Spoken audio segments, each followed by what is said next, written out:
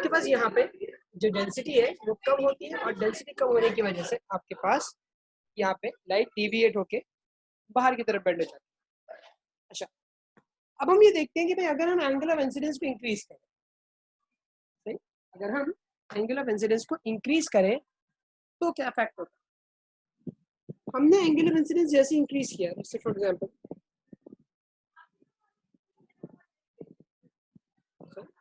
यहाँ से मैंने लाइट का एंगल ऑफ इंसिडेंस पहले के मुकाबले में बढ़ा दिया, तो नतीजा क्या होता है बेटा, एंगल ऑफ रिफ्रैक्शन भी आपके पास यहाँ इंक्रीज हो जाता है।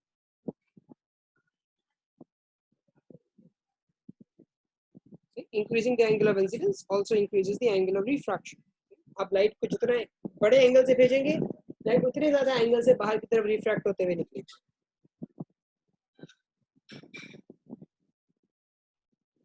इसको हम वर्डिंग्स में अगर लिख दें,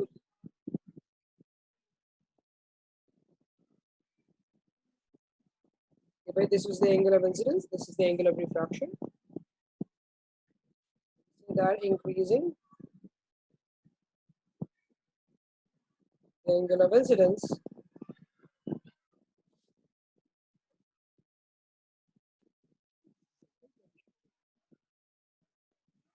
also increases the angle of refraction.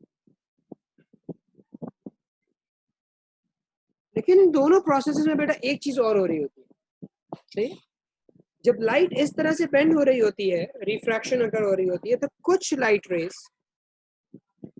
सही, कुछ लाइट रेज आपके पास यहाँ पे रिफ्लेक्ट होके वापस मीडियम के अंदर भी जा रही होती है। Let me draw them as well.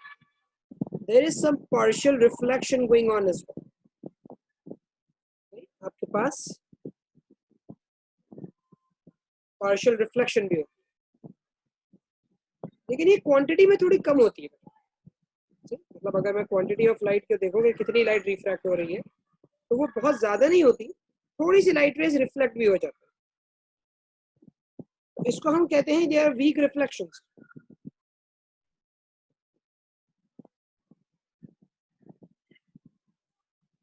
It's literally raining कुत्ता and बिल्ली at the moment. बहुत जबरदस्त बारिश हो रही है, raining cats and dogs. आप लोगों के इलाके का तरफ नहीं पता, लेकिन हाँ मेरे घर के आगे काफी चीजें ब्लर हो चुकी है। Sitting beside the window.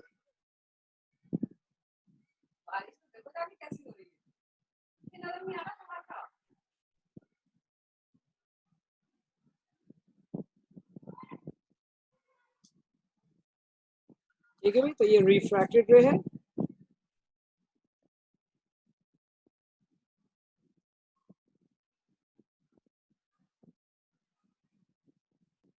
नीचे आपके पास reflected ray, they are weak reflections.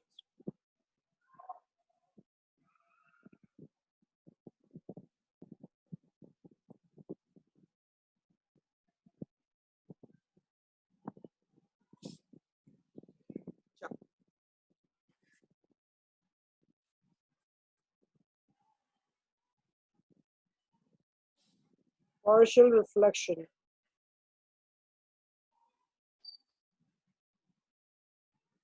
also occurs, सही, ये मैंने लिख दिया। यहाँ पे partial reflection increases, जो रिफ्लेक्टेड रेज है वो इंक्रीज हो जाती है। फिर एक वक्त आता है कि आप एंगल ऑफ इंसिडेंस क्योंकि आप बढ़ाते जा रहे हैं, तो एंगल ऑफ रिफ्रैक्शन भी बढ़ता जा रहा है। एक एंगल ऑफ इंसिडेंस बेटा आपके पास ऐसा होता है जिसपे आपके पास एंगल ऑफ रिफ्रैक्शन बिल्कुल 90 डिग्रीज हो जाता है। एक एंगल ऑफ कह लो कि इंसिडेंस आपके पास ऐसा आता है कि एंगल ऑफ रिफ्रैक्शन बिल्कुल आपके पास 90 डिग्रीज हो जाता है, और उस एंगल ऑफ इंसिडेंस को आप खास नाम देते हैं और कहते हैं कि वो critical angle, certain angle of incidence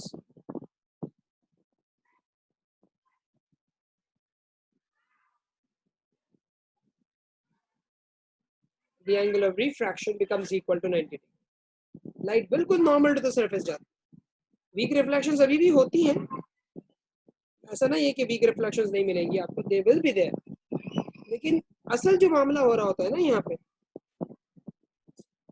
वो हो रहा होता है रिफ्रैक्टेड रे के साथ।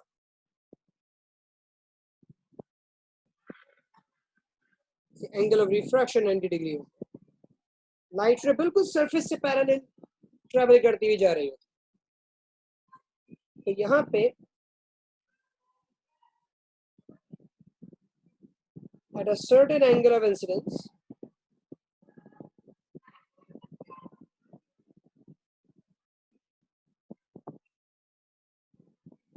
angle of refraction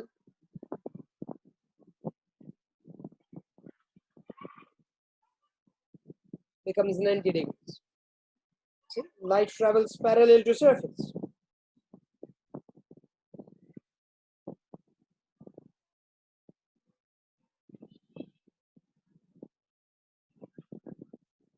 लाइट बिल्कुल सरफेस के पैरेलल जो है वो ट्रैवल करती हुई जा रही है। और इस एंगल ऑफ इंसिडेंस को आप क्रिटिकल एंगल कहते हैं। मतलब अगर आपसे पूछे ना एंगल ऑफ क्रिटिकल एंगल की डेफिनेशन बताइए, तो आप क्रिटिकल एंगल डिफाइन इस तरह से करते हो कि भाई the angle of incidence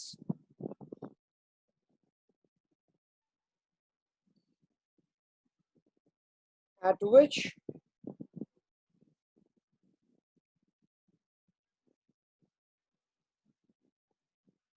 the angle of refraction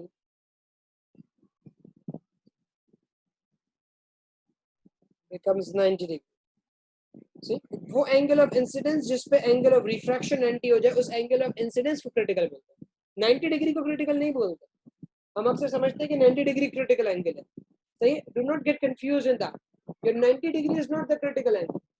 वो एंगल ऑफ इंसिडेंस जिस पे आपने लाइट को भेजा था, उस एंगल को आप क्रिटिकल एंगल बोलते हैं। मैं मिसाल देता हूँ, मैंने लाइट को जब 50 डिग्री के ऊपर भेजा तो रिफ्रैक्शन 90 डिग्री पे आ गया, तो वो 50 डिग्री मेरा क्रिटिकल एंगल होगा।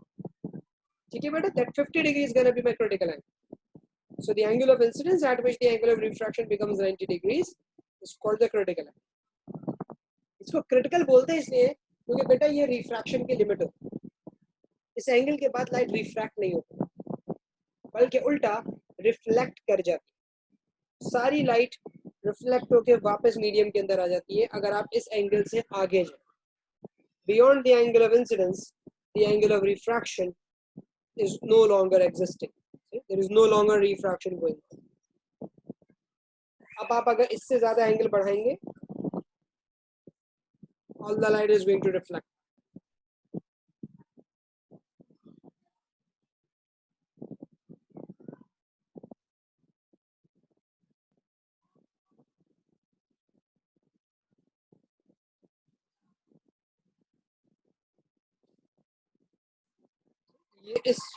ये आपका angle of incidence critical angle से ज़्यादा होगा। There is no refraction. हम ये लिखते हैं कि beyond critical angle,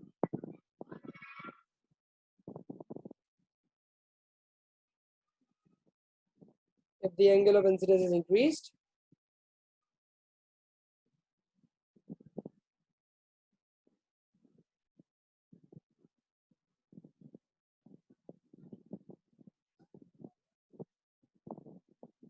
light rays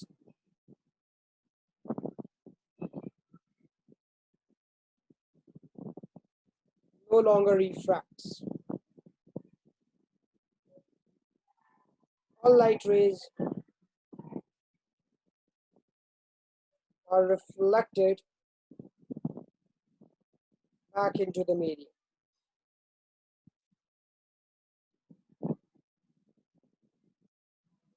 This phenomena is called total internal reflection. सारी light rays internally reflect होते हैं।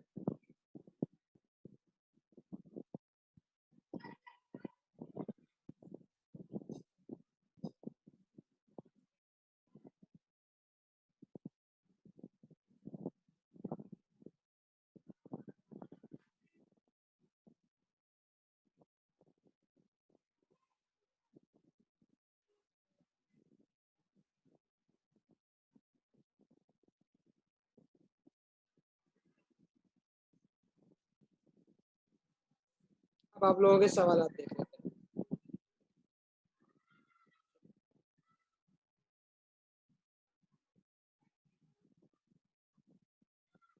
ठीक है Muzammil. Murtaza, yes it happens in diamonds, it does happen in diamonds, इसी वजह से वो ग्लो भी करता है, अंदर उसमें चमक नजर आती है। That basically is total internal reflection that going on.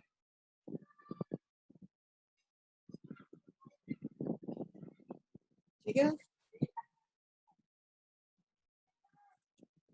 एक मैं कोशिश करता हूँ एक वीडियो भी आप लोगों को यहाँ दिखा दूँ, इसमें टोटल इंटरनल रिफ्लेक्शन की ऑब्जर्वेशन जो है वो नजर आ जाएगी आपको थोड़ी।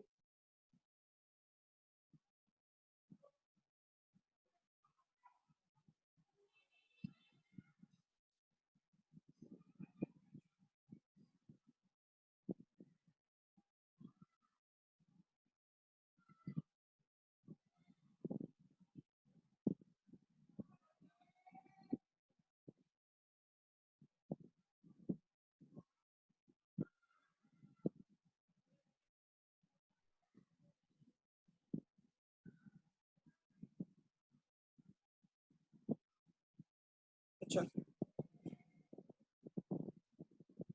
Give me 1 second, I am sharing a link with you guys. सही है, ताकि आप उसको बआसानी देख सको।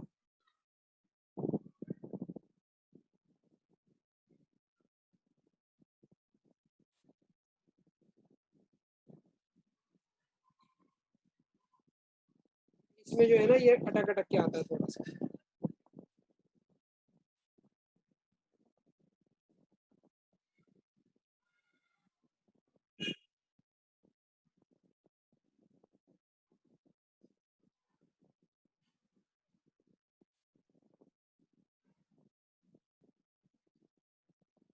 तो भाई इस चीज़ को इमेजिन करना ना बेटा थोड़ा सा ज़रूरी है। Once you are able to imagine it तो उसके लिए आपके लिए आसानी हो जाए।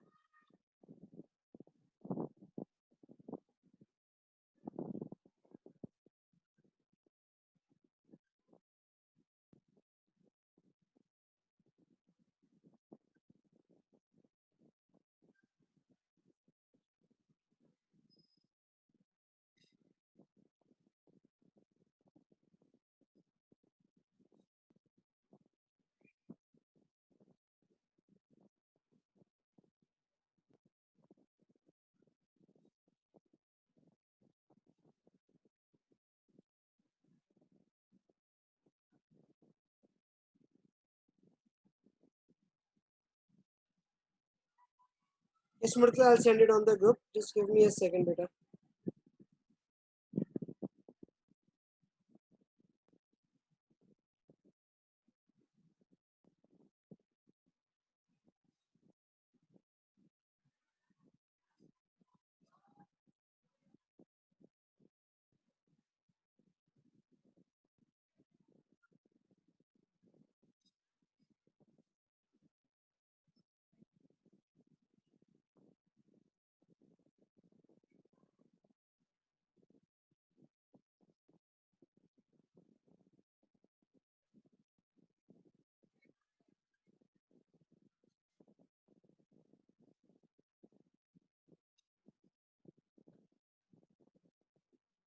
I've shared a link on the WhatsApp group. सही, it's around 2 minute long video. उसको आराम से देखो, उसके बाद फिर मैं लेक्चर को दोबारा कंटिन्यू करूँ।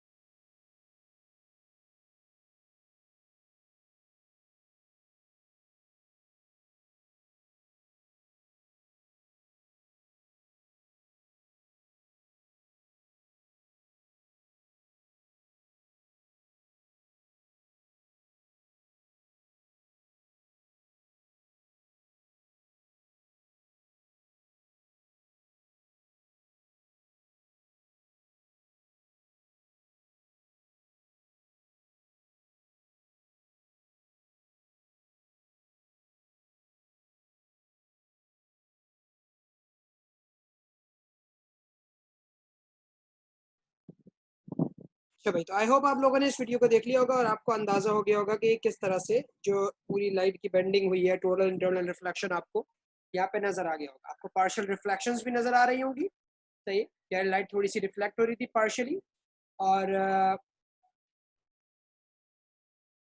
थोड़ी सी आपके पास जो है वो क्या लोगे 100% रिफ्लेक्शन भी हो रही है। उसके बाद फिर यह था कि एक क्रिटिकल एंगल के बाद तमाम लाइट रिफ्लेक्ट होना शुरू हो गई। नहीं शामिर, मेरा कोई यूट्यूब चैनल नहीं है बेटा।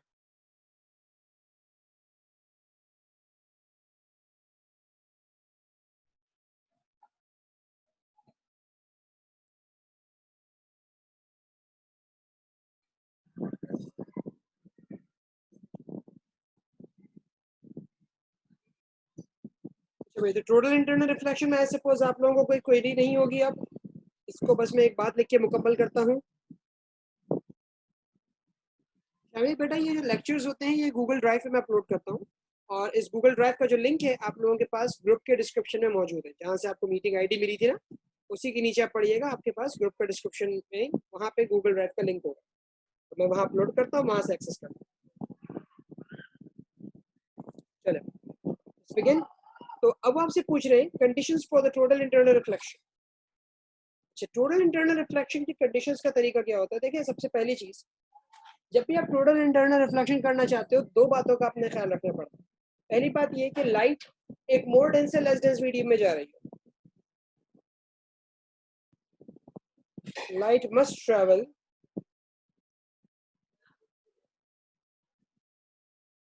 From a more dense medium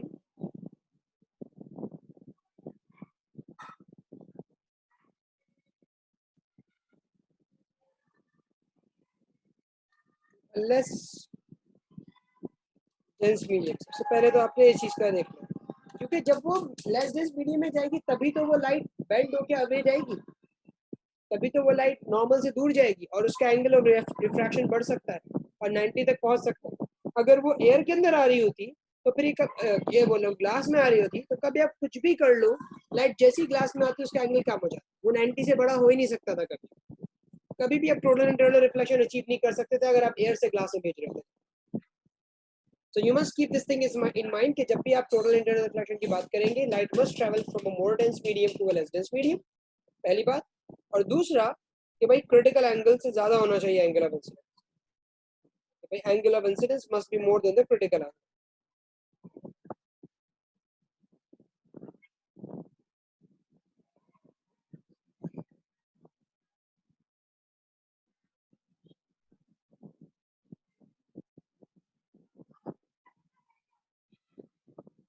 ये दो बातें हैं जो कंडीशंस हैं टोटल इंटरनल रिफ्लेक्शन होने की।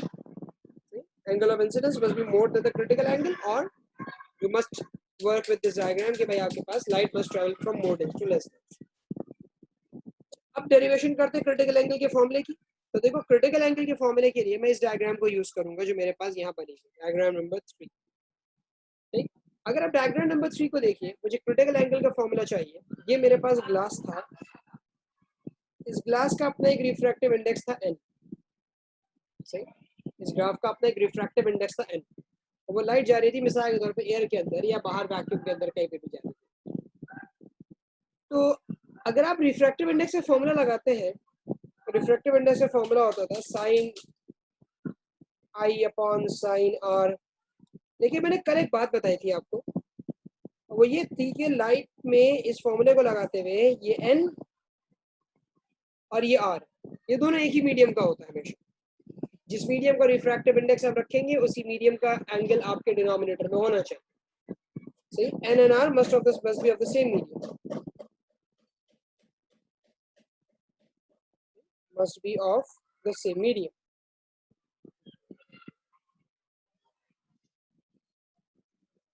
तो देखिए भाई, अगर हम ऊपर आए तो हमें ग्लास का रिफ्रैक्टिव इंडेक्स गिवन होगा, तो n की जगह आएगा ग्लास, तो डिनोमिनेटर में किसका एंगल आना चाहिए? ग्लास का एंगल आना चाहिए, भले वो एंगल ऑफ इंसिडेंस हो या वो एंगल ऑफ रिफ्रैक्शन। क्योंकि मैंने आपको कल बताया था कि हम ऐसे केस में अज्यूम करते हैं कि लाइट फिर ग्लास से एयर नहीं जा रही, एयर से ग्लास में। तो इस रूल को अप्लाई करते हुए n की जगह आया refractive index of glass, denominator में आएगा ग्लास का एंगल जो कि है इस वक्त क्रिटिकल। आप देख सकते हैं ग्लास का एंगल क्रिटिकल एंगल, और ऊपर आएगा अगले मीडियम का एंगल जो कि एयर के अंदर बन रहा है, इस वक्त 90 डिग्री है। तो मैं यहाँ पे ऊपर लिख देता हूँ न्यूमरेटर के अंदर साइन ऑफ 90। तो भाई ये n और ये एक ही मीडियम के यहाँ पे आ गए। अब आप अगर सॉल्व करें कैलकुलेटर के अंदर तो साइन 90 होता है बेटा 1, तो ये हो गया 1 अपॉन साइन सी, और you can say sine c equals 1 upon, आपके पास एक फॉर्मूला बन गया। और कैलकुलेटिंग क्रिटिकल एंगल, क्या क्या पता होना चाहिए क्रिटिकल एंगल कैलकुलेट करने के लिए? आपको उस मीडियम का रिफ्रैक्टिव इंडेक्स पता बस। Refractive index of that medium, जैसे ग्लास, और ये सी हो जाएगा critical angle of that medium.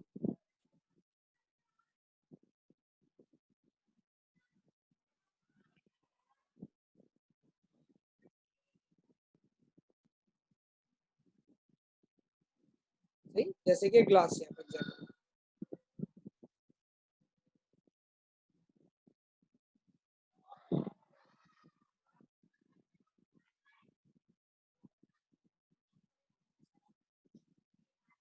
ठीक है जनाब, अगर मैं एक छोटी सी एग्जांपल भी करवा दूं कि भाई मेरे पास एक ग्लास है, उसका रिफ्रैक्टिव इंडेक्स था 1.44,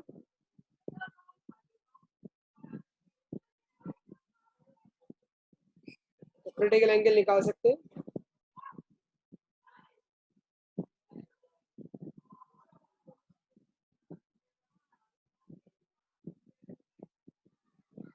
साइन इनवर्स ऑफ 1 अपॉन 1.44, यहाँ से आप डिटरमिन कर सकते हैं।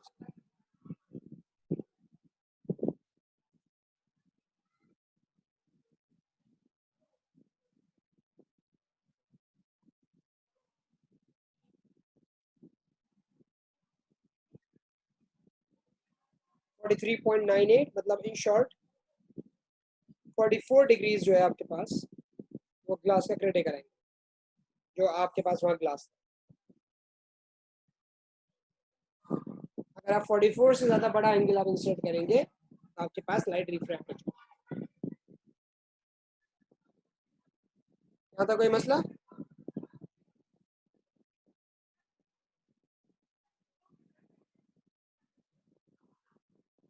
किसी को कोई प्रॉब्लम हो, कोई सवाल पूछना हो बात में क्रिटिकल एंगल के ऊपर, टोटल इंटरनल रिफ्लेक्शन के अंदर,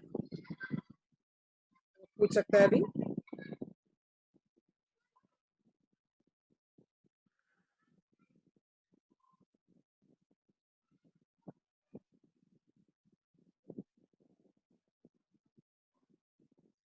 ठीक है भाई,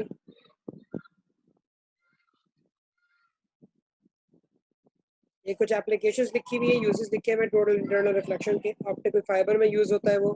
ऑप्टिकल फाइबर जैसे आपके आजकल कराची में चल रहा है स्टोन फाइबर वगैरह के नाम से, सही। तो उसमें लाइट जो है वो अंदर ही अंदर रिफ्लेक्ट होती हुई जा रही होती है, और लाइट की स्पीड से आप डाटा ट्रांसमिट करने की कोशिश कर रहे हो तो पल्सेस जो होते हैं, लाइट के पल्सेस जो होते हैं वो डाटा ट्रांसमिशन के लिए यूज होते हैं। It's a very fast way of transmitting information from one point two another.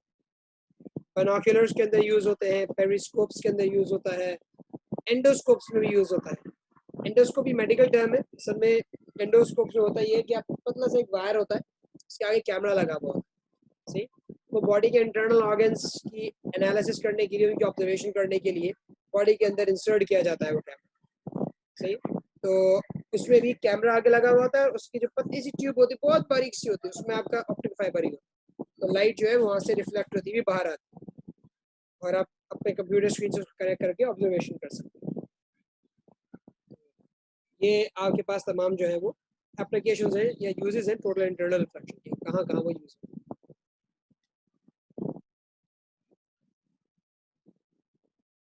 अब यहाँ तक कोई इशू नहीं होगा। अब यह है कि ज़रा पास पेपर्स वगैरह अटेम्प्ट कर लेते हैं इसके।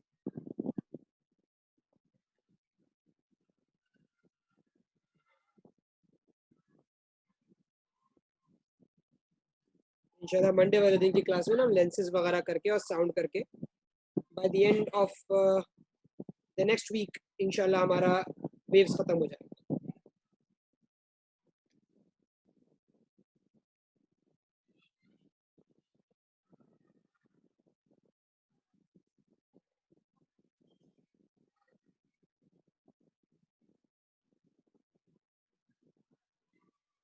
आज एमसीक्यूज भी देख लेते हैं इसके थोड़े बहुत, तो कुछ थ्योरी के क्वेश्चंस भी देख लेंगे।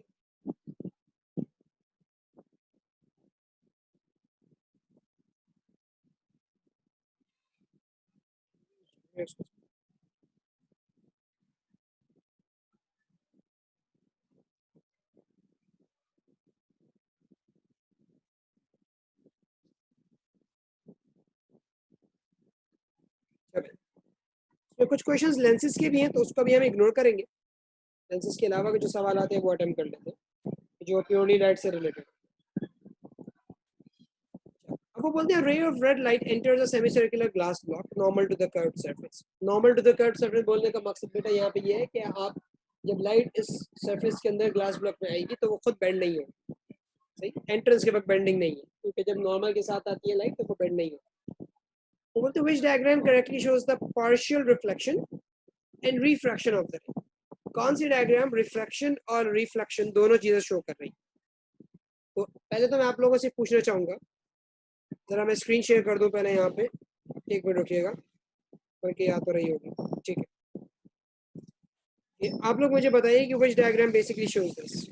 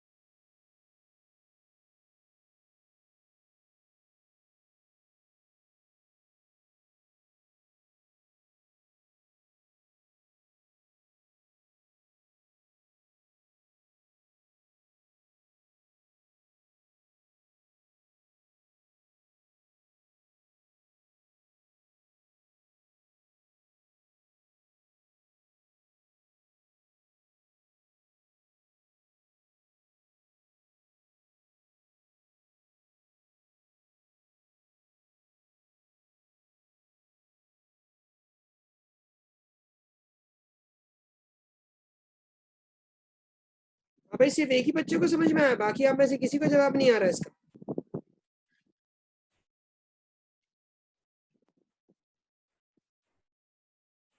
ठीक है मोमल,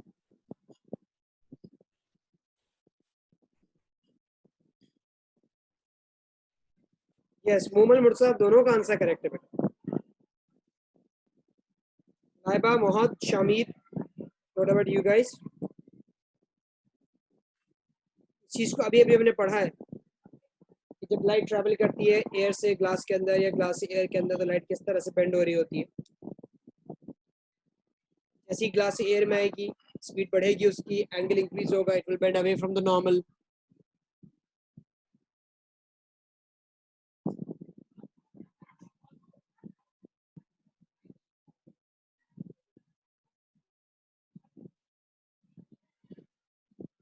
इसका आंसर डी होगा बेटा, क्योंकि when light moves from glass to air, air का रिफ्रैक्टिव इंडेक्स कम है तो लाइट जैसी एयर के अंदर आएगी it will bend away from the normal, सही, वो सरफेस के करीब भागती है, नॉर्मल से दूर जाती है।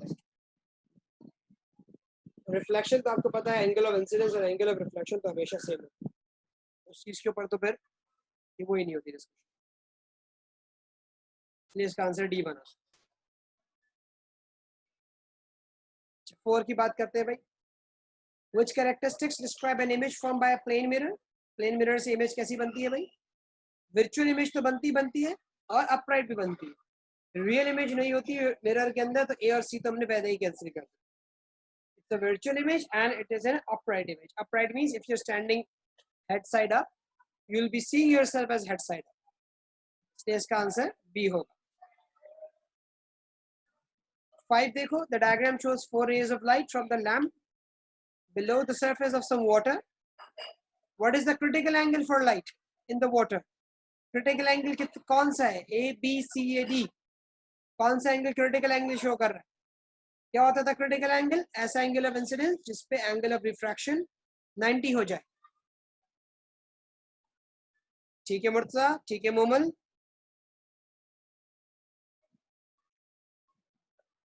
ठीक है लाइबा, करेक्ट आंसर.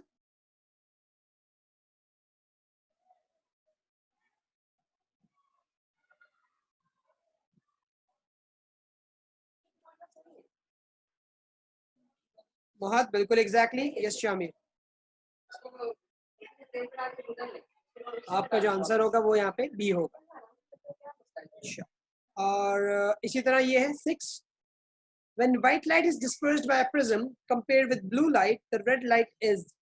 अच्छा, मैंने आपको प्रिज्म के बारे में एक बात ये बताई थी कि वो लाइट, ये अगर व्हाइट लाइट एंटर हुई है तो ये दो कंपोनेंट्स 7 कलर्स में ब्रेक हो जाती है लाइट.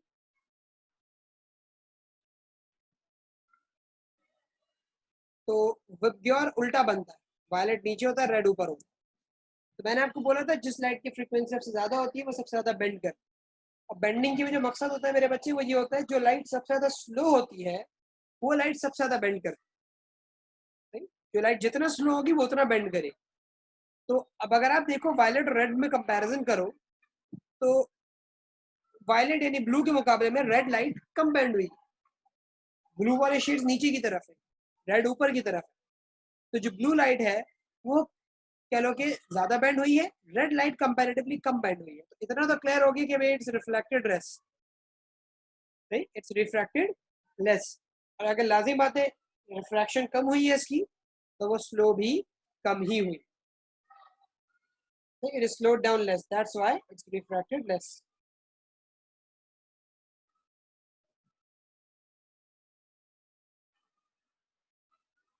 तो ये बात अपने जहन में रखना, the greater the refraction the more the light slows down. क्योंकि वो देखो ना, मैंने बताई थी आप, जब लाइट किसी मीडियम में जाती है उसका एंगल भी कम होता है, उसकी स्पीड भी कम होती है, उसकी वेवलेंथ भी कम होती है. सही. तो लाजिम बात है जिसका एंगल ज्यादा कम हुआ होगा उसकी स्पीड भी ज्यादा कम हुई होगी. जिसका एंगल कम रिड्यूस हुआ होगा उसकी स्पीड भी कम रिड्यूस हुई होगी. तो रेड जो है वो इतना बेंड नहीं हुआ, उसका एंगल इतना ज्यादा कम नहीं हुआ. लेकिन जो ब्लू है उसका एंगल काफी कम हो गया, इसलिए ब्लू ज्यादा स्लो डाउन हुई थी, रेड जो है वो कंपेरेटिवली कम स्लो डाउन हुई. इसलिए इसका आंसर है.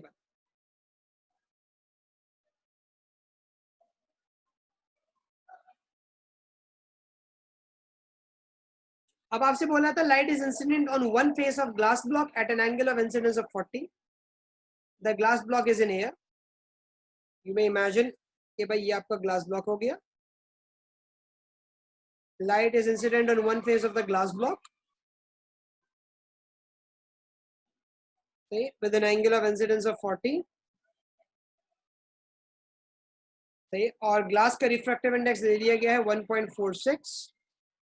आपसे मांग रहे हैं angle of refraction.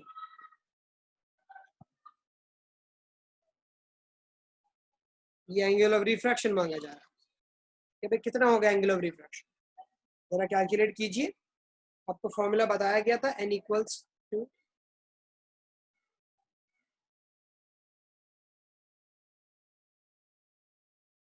Sign i upon sine are.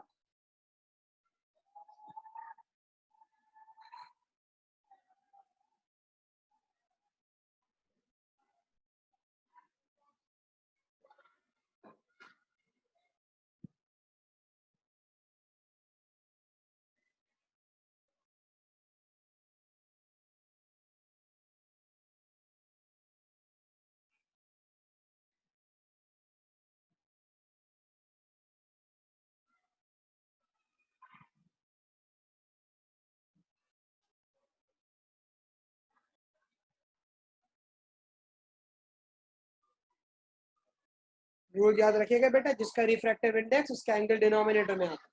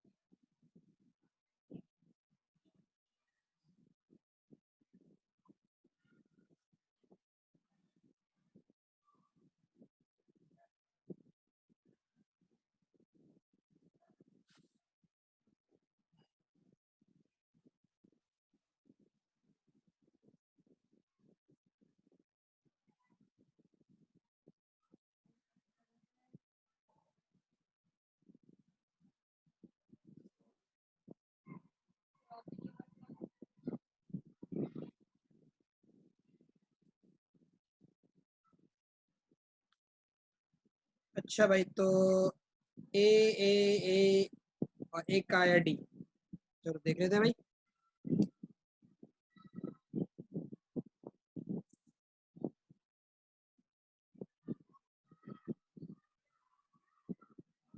Sign of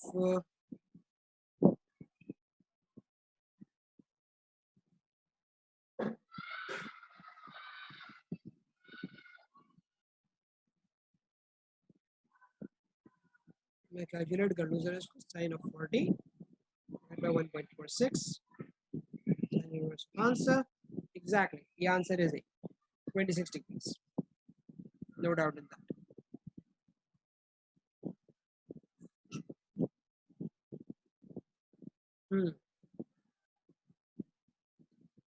10 का आंसर निकालते हैं इसी तरह से। प्लास्टिक का रिफ्रैक्टिव इंडेक्स चाहिए हमें।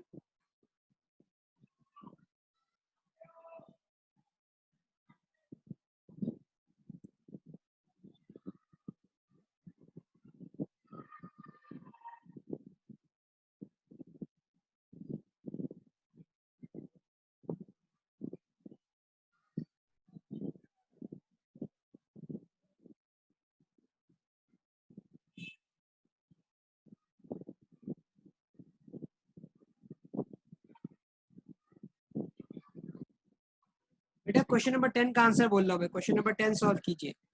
एक है।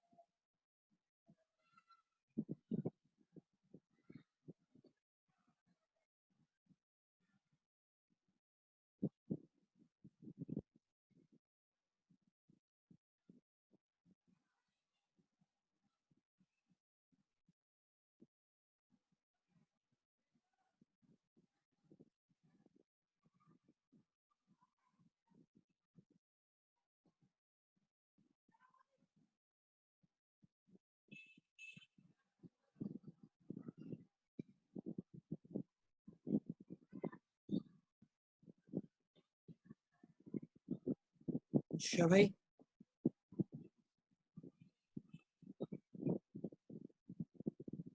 आंसर्स तो आ रहे हैं।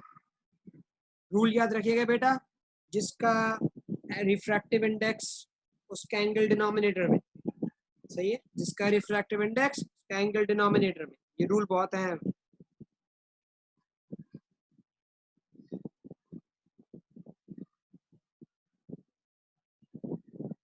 ठीक है मोहम्मद, ठीक है Momal, correct answers of yours.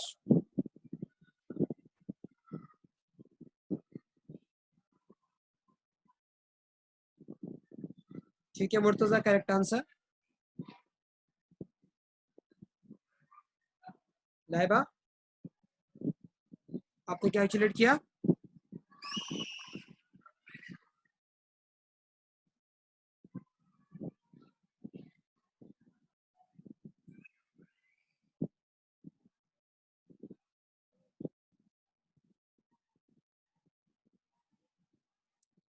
क्या घर पे लाइट चली गई क्या एकदम से?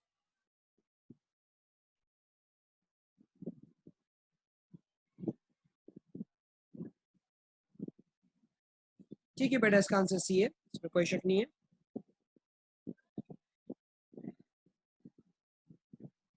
ये इस तरह से कुछ क्वेश्चंस हैं जो कि सिलेक्शन में आ जाते हैं। डायग्राम नंबर 11 के ऊपर जरा ध्यान दीजिएगा। इनमें से एक डायग्राम गलत बनी हुई है। मैं एक काम करता हूँ, मैं बताता हूँ उसमें से कौन सी गलत है। ये डी गलत है, मुझे बता सकते हो क्यों? This one is a wrong diagram, can you tell me why?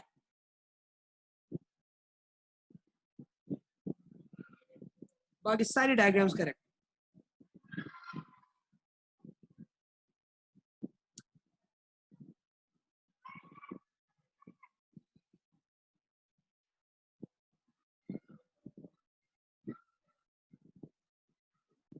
नहीं Murtaza, that's not the case.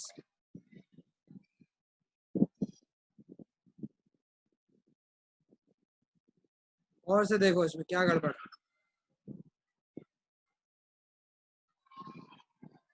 हाँ इट इज अ लेंस, लेकिन इसमें लेंस वाली कोई लॉजिक नहीं लग रही।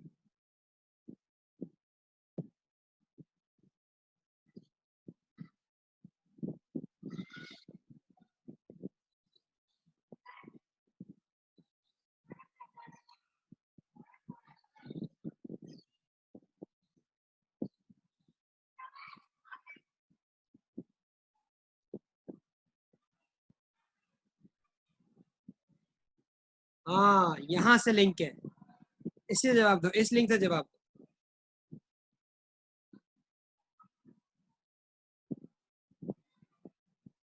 क्या गड़बड़ है इसके अंदर?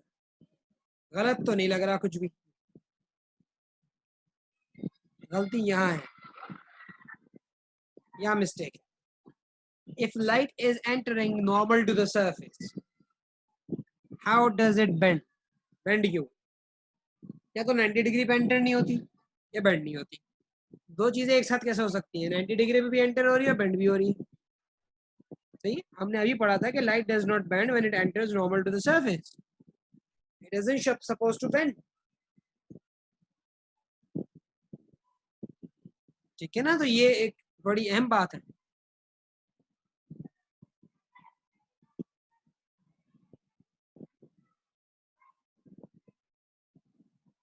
बहरहाल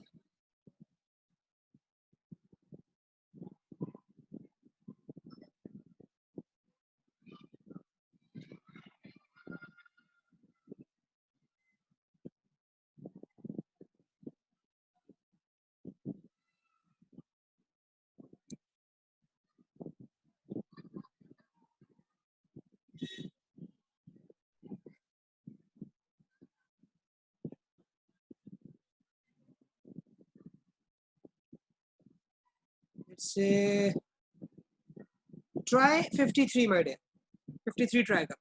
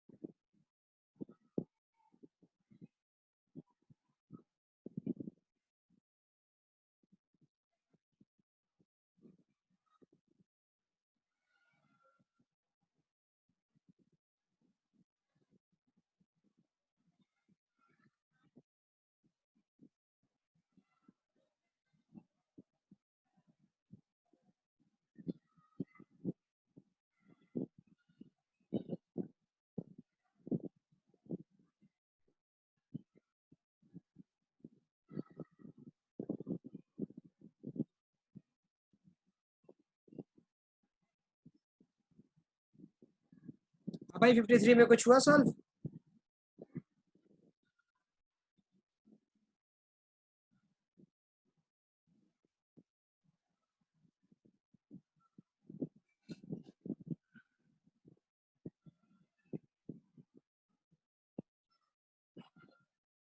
ये एंगल 45 होगा।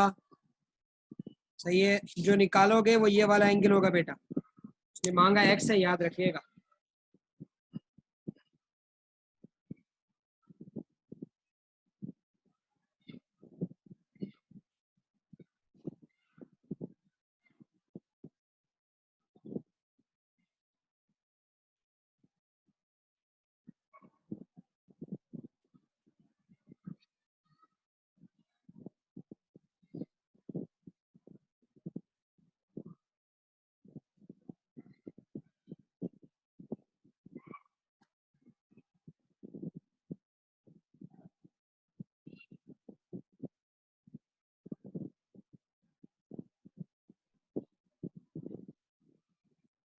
तो आपके मुताबिक आंसर ये होना चाहिए। चले देख लेते हैं अभी।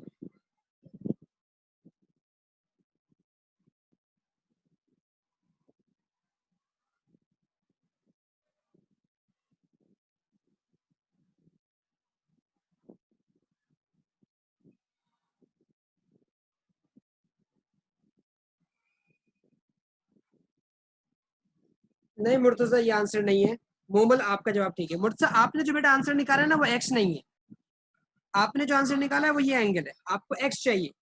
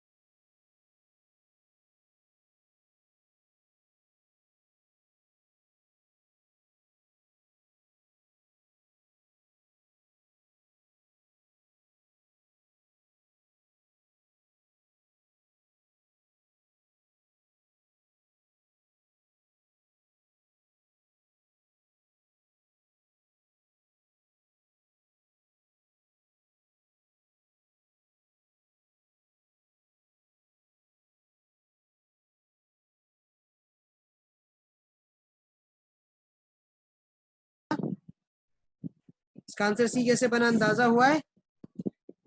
देखिए आप लगाएंगे sine i upon sine r का फॉर्मूला, सही है। आपके पास n की वैल्यू है 1.5, सही है। एंगल ऑफ इंसिडेंस 45 और नीचे एंगल ऑफ रिफ्रैक्शन मैं डेल्टा आर बोल देता हूँ।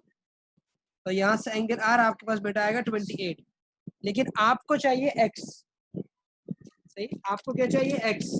एक्स का एंगल निकालने के लिए आप क्या करोगे, अगर आप थोड़ा सा मैथ्स का कह लो कि रूल वगैरह अप्लाई करो तो शायद आपको अंदाजा हो इस चीज का।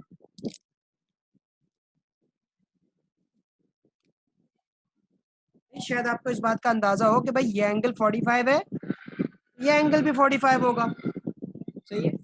वर्टिकली ऑपोजिट एंगल जिसको बोला जाता था, ये लाइन और ये लाइन, सही। ये ऐसा मामला है ना, एक लाइन यू एक लाइन यू, तो जो एंगल ये वही एंगल ये, आपके पास ये पूरा एंगल 45 हो गया। तो 45 में से 28 अगर मैं रिमूव करूंगा तो मुझे मिलेगा x, जो कि इस वक्त मेरे बच्चे 17। Gate my idea?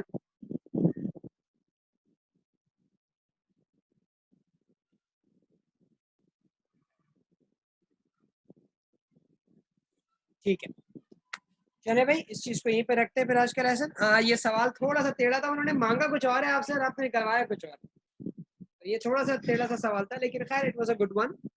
इंशाल्लाह मंडे वाले दिन की क्लास के अंदर थोड़े से क्वेश्चंस और करेंगे 15-20 मिनट, और फिर हम चले जाएंगे यहाँ पे आपके लेंसेज के ऊपर। I hope I will be able to complete. लेकिन मेरे बच्चे याद रखना, क्लास से पहले अपनी बुक्स वगैरह कलेक्ट कर लो, कोचिंग सेंटर से जाके मौजूद है वो वहाँ पे, ठीक है। टेक केयर, अल्लाह हाफिज।